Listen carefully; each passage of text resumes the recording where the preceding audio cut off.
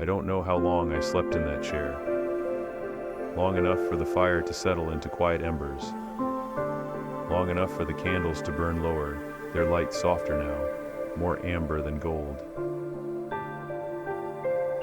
When I woke, the mage was sitting across from me, not watching, simply present, the way an old tree is present, without intention, without demand. "There's something I want to show you," they said, "if you are willing. I want to tell you what happened next." What the mage showed me, on the other side of that door. Close your eyes, if they aren't already. Let your shoulders drop. Let your hands rest. There is nowhere you need to be tonight. Nothing you need to remember. Just this. Just my voice and the place I'm going to take you. The mage rose from their chair without hurry, crossed the cottage in 3 slow steps, and opened a door I had not noticed before. Not the door I had entered through. Another door, set into the far wall between 2 bookshelves, so covered in the same ivy as the cottage exterior that I had not seen it as a door at all. I had thought it was simply wall. But it opened, and through it came a light I had never seen before. Not candlelight, not moonlight. Something older than both. Silver and soft and moving, the way light moves on the underside of leaves above a river. "Come," said the mage, and I followed. The path beyond the door was narrow and soft underfoot. Moss again, but a different kind. Finer, paler, almost white in the strange silver light, as though it had never known direct sunlight and had grown luminous in the dark instead. The trees here were different too. Slender and very tall, their bark smooth and white as birch, but with a faint inner glow, as though something warm lived inside them and breathed there in the dark.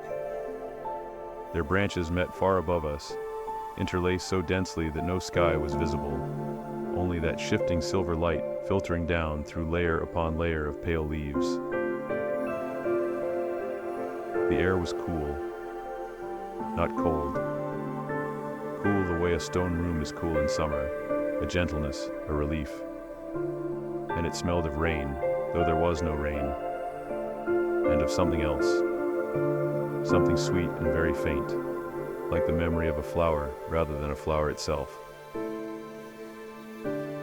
We walked for a while without speaking. The mage moved ahead of me, unhurried, their robes trailing slightly on the pale moss. I followed, and I did not think about the cottage behind us, or the forest I'd walked through to find it, or anything that had come before this night. There was only the path, and the light, and the quiet. Then I heard it. Music, or something that was to music what the waterfall had been to sound, more essential, more fundamental, as though music had been invented to approximate this and had never quite succeeded.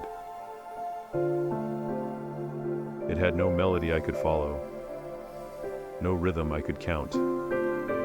It was simply there, woven into the air the way the silver light was woven into the leaves, not coming from any direction, but from everywhere at once, from the trees themselves perhaps, or from the moss, or from whatever lived in that cool, still air between the branches. I stopped walking. I could not help it. The mage turned and looked at me with those young eyes and that old face. They said nothing. They simply waited. And then I saw them. Small lights at first, drifting between the trees like slow sparks, or like the last fireflies of a summer evening, moving without urgency, without pattern, tracing long arcs through the silver dark. But as my eyes adjusted, I began to see that they were not lights, or not only lights.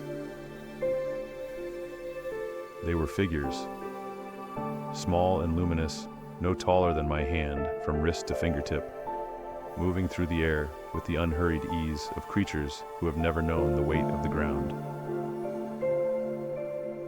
wings, if they were wings, caught the silver light and scattered it in tiny constellations across the pale moss below. Faces, if I could call them faces, turned toward us briefly, curious and calm, the way wild deer sometimes turn to look at you before deciding you are not worth moving for. I stood very still. I was afraid that if I moved or spoke or even breathed too loudly, they would be gone.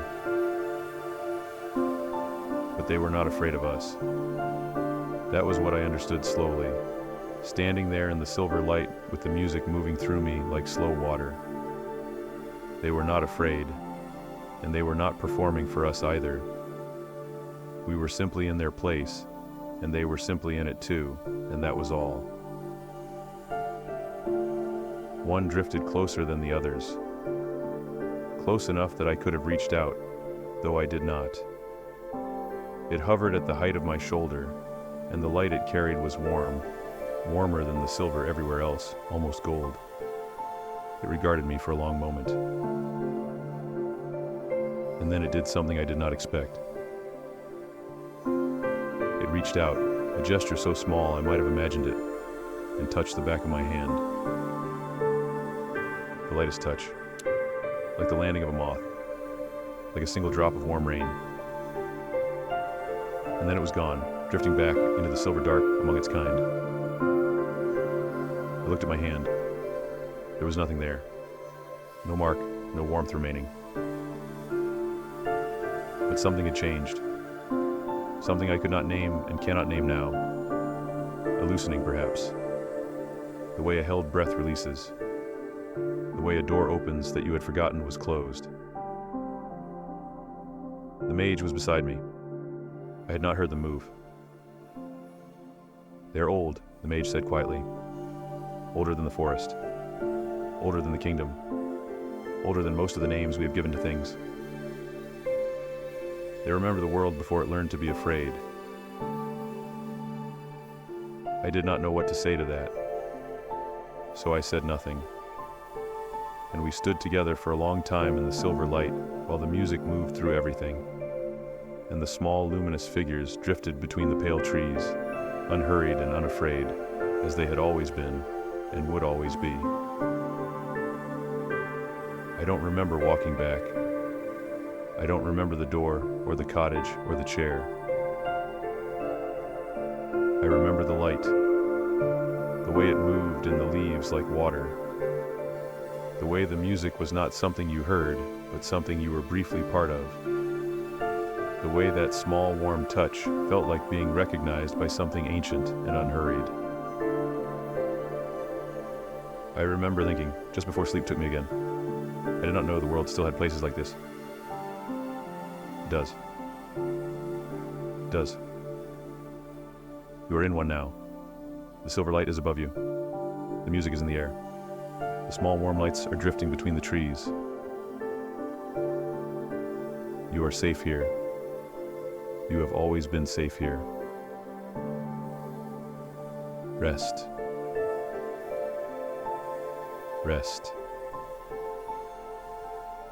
Rest.